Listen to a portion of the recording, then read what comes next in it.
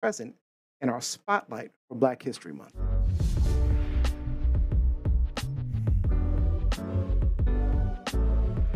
Today's spotlight for Black History Month is on entrepreneur and entertainer Chenese Lewis. Welcome to the show, Chenese. How are Hey, you? Steve. Hey, Tina. Hi. Thank you for having me. Love having you. Thank you for joining us. So, Shanice, you're a host, multimedia personality, actress, speaker, influencer. You have quite the resume. When I Googled you, there was a ton of information about you, a ton. So I wanted to start, Good. so I wanted to start off asking, what can you tell us that our audience would not be able to find out about you if you Googled right now? I don't know because, like you said, it's a lot. So It is maybe a lot. it maybe it doesn't say that I'm an only child, but I'm not sure. Ah, That might be Googleable. so you're an only child. What was that like growing up? I mean, being an only child. I It was great. You don't have to split money with anybody. It's true. Fair. I'm the youngest. I was given money. I never split money. And I ain't splitting it now. So good for you. Good for Yeah. you. I was Good the for pseudo you. oldest, so it was strange. But so, so Forbes recently spotlighted you as well, recently as one of the original plus size influencers, since you made history being the first ever crowned Miss Plus America in 2003. So, what has been your experience being a plus size Black woman in America? Oh, wow, that's a loaded It question. is. Um, I mean, you could talk about being plus size in entertainment or just being plus size every day, day to day. Um, which aspect do you want? You go for it. Yeah, what is it like Well, for you? well, fortunately, I'm from Baton Rouge, Louisiana. So fortunately, growing up, I had a positive experience, unlike others. Maybe because I'm from the South. So in the South, a little curvier is more accepted. Hmm. And my mother was a teacher. So she had the tools to instill confidence in me. And she always told me I was beautiful and I was smart and ignore anyone if they had anything negative to say about me. So Mm. my setup for success started as early as elementary school because I can remember my mother having that talk with me, telling me I was smart and I was beautiful. So when I had negative influences, whether it's in person or in entertainment, I already had it instilled in me that I was worthy and I was, somebody regardless of my size. Wow, that's amazing. I mean, that's me Mhm. growing up the same way. I had to come to that realization that it doesn't matter what people say about you, it's how you feel about yourself. Yep. That's right. Yeah. So, I mean, out of curiosity, I didn't realize you were from Baton Rouge, but out of curiosity, our society is built on judging people on how we look, like let's say, from race, size to gender. So, I have a question. Do you feel that you received more discrimination and prejudice from being plus size, from being Black, or from being a woman? Well, I used to say I have three strikes against me when I walk in the door because you're right, you get discriminated from all three aspects. Hmm. So it just depends on the situation. But I would say for me, I can't speak for everybody, but I think Black is number one discrimination, I would Yeah, say, in America. yeah, Mhm. yeah. Lizzie, did you have a question? Because I feel the same way. I feel like being Black has been the biggest struggle. My question is more generated towards what you do as an advocate for positive body image. So one, I want to applaud you on that. But tell me, how has that worked out during the pandemic? Right? Mm, Where a lot of people have been stuck inside for almost 2 years. Their images or the way they feel about themselves, the confidence they have within themselves, a lot of pandemic weight, right? So has Mhm. your approach to um, positivity when it relates to body image, has it changed during the pandemic? Has your workload increased during the Mhm. pandemic? Like, how has that been for you? Well, I said I was originally from Baton Rouge, but I must say that I moved to Los Angeles in 2004 to pursue my career. So that's where the bulk of my brand was built, and a lot of my accolades were achieved in Los Angeles. But I had to move back to Baton Rouge in 2014 due to a ill parent. So that's a disadvantage Mhm. of being an only child. I didn't Mhm. have anybody to Mhm. help me take Mhm. Right, care of a sick That right. parent. is a And disadvantage. since 2014, I've been back in Baton Rouge. So since then, I already had to pivot because I wasn't in a major market anymore, where all the action was. So my pivot started there. So when the Mhm. pandemic came, it was a pivot as far as everything turning virtual. Like I didn't know how to use Zoom before 2020. I never really had to use Zoom hardly for anything. Mhm. But it was just a lot of more virtual events. You could still do, photo shoots and post pictures. The only thing, it was a less in person interaction, but I don't think anything as far as the messaging changed at all. Gotcha, Great. gotcha, gotcha. Rabi? Yeah, so getting ready, I did a little bit of digging and I came across your YouTube channel, and you have a wonderful little trailer, a snippet that from an appearance in 2008. And I was really taken by your positivity, your message of self acceptance. You just exuded this confidence. And you offered the young lady two tickets to a fashion event, and you told her less than supportive boyfriend, you know, leave them at home, bring someone who's more positive. I loved that. And I just wanted to know how important it is for you to share that message, because it seems to be something that was ingrained in you just very early on. I love what you're doing. Thank you so much. Well, it's very important for me to spread that message. Being on Dr. Phil as an expert was a big milestone for me because I was an expert instead of the one being problematic on the show. Mm. So Yeah. that was good. And one of my big things is to encourage other women to love themselves. And sometimes you everybody doesn't have a mother to tell them that they're beautiful and smart. Sometimes your mother is the source of your low self-esteem. So Yep. I have my mission is to teach women and men, because as time went by, I learned that men need to have positive body image as Yeah, well, absolutely. especially with this boom of social media. And you seeing these images that are not realistic. You already saw unrealistic images on television and in magazines, but with social media, it's in your face Mhm. 24/7, especially if Mhm. you're addicted to it like me and you're on Instagram all the time. And so it's starting to have a toll on not only young people but older people as well, because social media only shows the highlights of your life, not your low lights. So on social media, I do try and show when things go bad. Like I posted that I had COVID. Some people are keeping that a secret. I was like, I had COVID. I'm a COVID survivor. When things go, sometimes I'll post with no makeup on. My life is not perfect, and that's okay. Everybody's life is not perfect. It's just to show that whatever you look like, whatever you're going through, whatever obstacles you have, it's okay. You can get through it, and you can achieve and be great. So how are you holding up as a COVID survivor? How are you feeling? Well, now I'm on a inhaler because as soon as I Oh, got over it, I was having I couldn't breathe as well. Oh, I wow. was having shortness of breath. But I haven't been using the inhaler every day. So I You're getting think better. yeah, I don't think I had the worst case, because like I never lost my appetite or anything, so I still was good.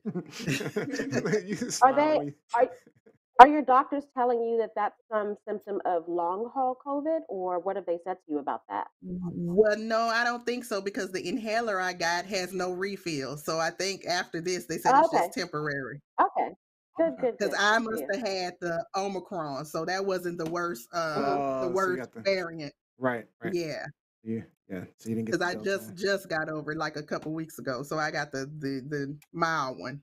All right. Well, we're Good for glad you. you got over it. Good Ellen, for did you. you have a question? Mhm. Yeah, I'm curious as to how your work in the body positive space has changed over the years because you I was mentioned wondering that. Hmm. being in this space, in the early 2000s when it was that body I was very small, so I'm not sure, but I don't think that body positive conversations were happening at the time. It was all about the low-waisted jeans and all that. Mhm. So has your work become easier over the years as people have become more So, cognizant of body acceptance, or is it, Mhm. No, yeah. indeed, no. nope. Yeah. So Okay. when I first started, I had chose positive body image as my platform as Miss Plus America. So it was something initially I was obligated to promote once a month um, to fulfill as my title, but it became the catalyst of my brand. And so at the beginning, when I said I was promoting positive body image, people didn't even understand what that meant. It wasn't something Right. like this was 2003. That wasn't a part of popular culture at the time. So I had to teach a lot of people what that even meant.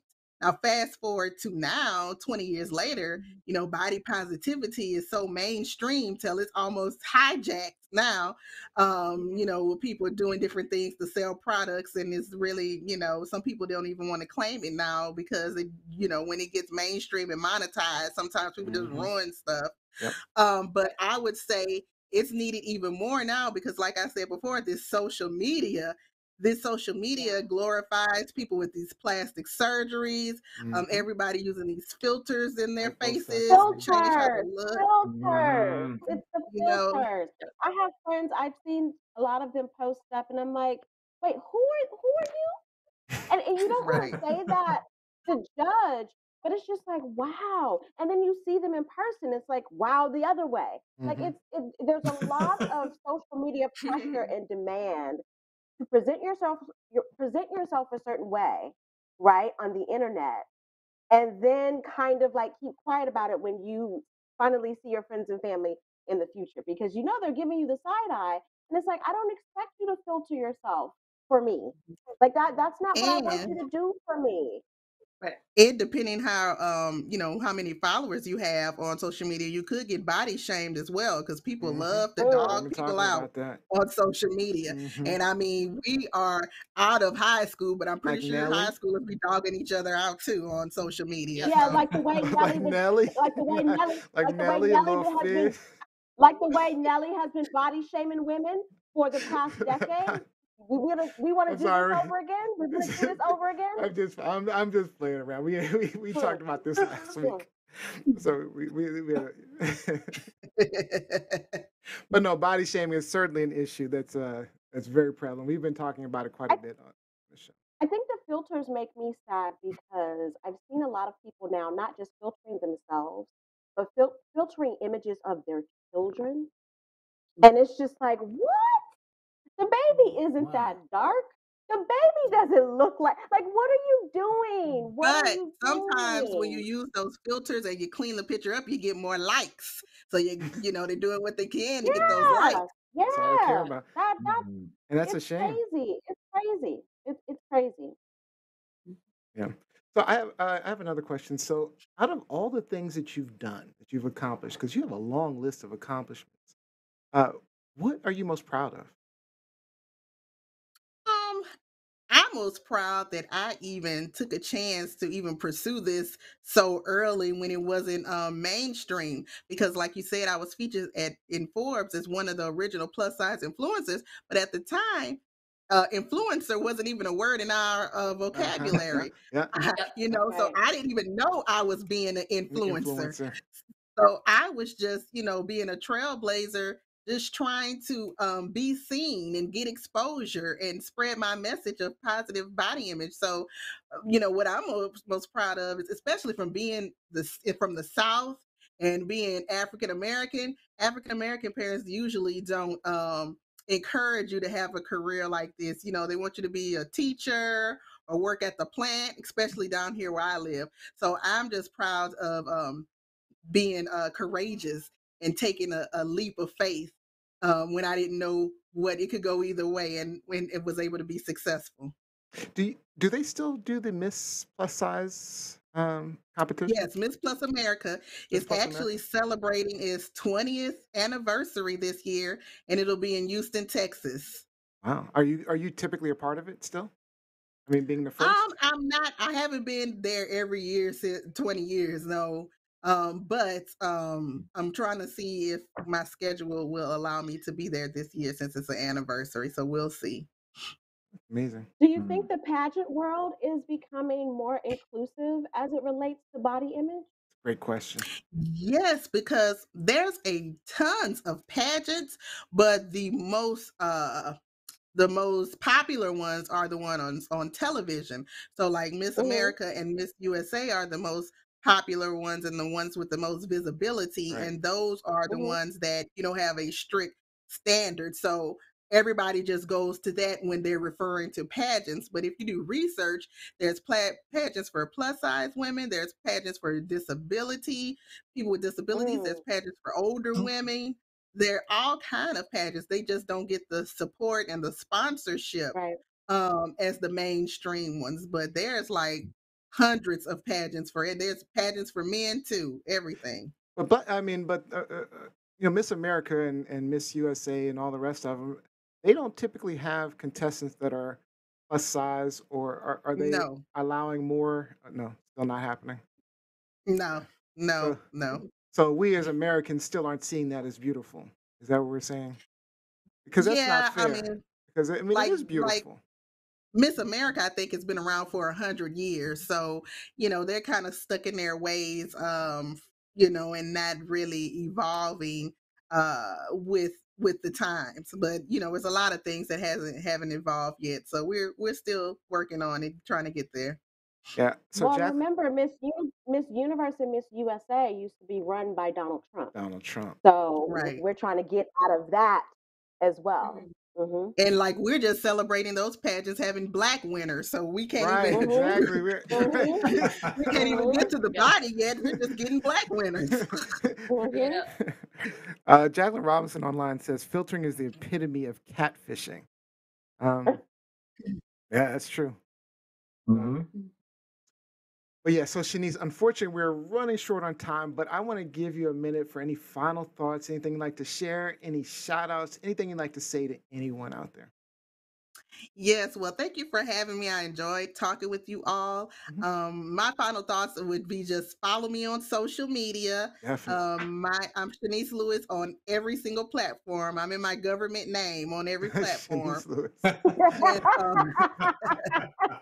And you all have stage Pseudonyms. names. I We have use my pseudonyms. government name. This is I not a stage honestly name. think Thank you. Oh, I think I think that is one of the things we say a lot in Washington D.C., but also in the Black community. What is your government Government name? name. What's your No, government you gotta name? say it right. Government name. Government name. so I have a story just about that for the after show too. I have a story about that for the after show as well. so Jacqueline just Robinson. follow me. Okay, sorry, go. I'm sorry, I'm trying to get in my last little promo. No, I want you to promote you promote yourself. We want to hear it because we're going to repeat it. Yeah, so just follow Get me it on all in. social media platforms. And I have a podcast. We didn't even get to talk about the podcast, Oh, you have a but podcast. Let's Oh, talk yes. about it. Let's talk about it. Tell me I about thought your my time podcast. is up. You No, sure? let's talk about your podcast. No, Let's go get, right ahead. I We want to can hear get about to your it. podcast. Tell us about your podcast. So, my podcast is the first podcast created for the plus size industry because I launched it in Mm. 2008. So, I've been a Oh podcaster wow. now for 13 Wow. years. Wow. And You so, better work. My so goodness. it's a story about that. I'll have to come back to talk about podcasting. Yeah, we'd But love to have you back. but it's the Shanice Lewis Show. So definitely follow my social medias for me and my podcast to keep up with what's going on. And I always have something, positive for body positive, for African American women, for natural hair. I'm in a lot of communities.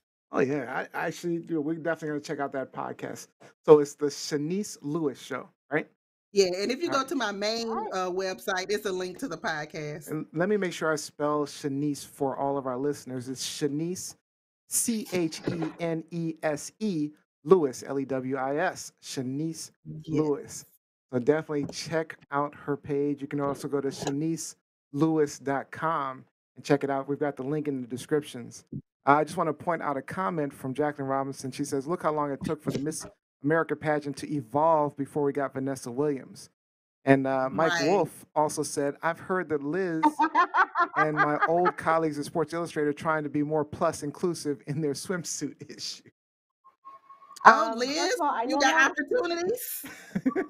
So I worked at Sports Illustrated for 18 years, and they have a swimsuit issue. And so I would say over the past 6 or 7 years, they've been plus size positive and plus size inclusive.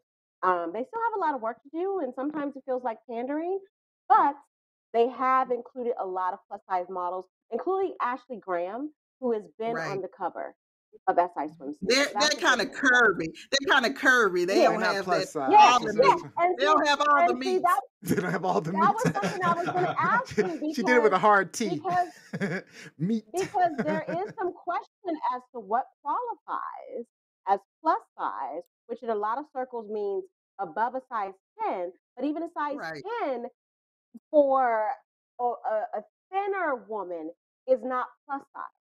So sometimes you Right. have these publications who are taking, a woman with a little bit of boob here and calling her plus size. And so that's a whole other Right. conversation. But yes, Right. yes, I got to it's come back.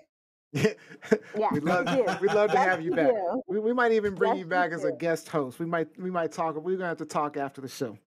Okay. All right, Shanice, we're gonna reach out to you. We loved having you. Thank you for joining us. Thank you, Miss Fantastic guest. Shanice. Thank you. Keep in touch. All right, we'll talk to you soon. All right. Bye-bye. All right.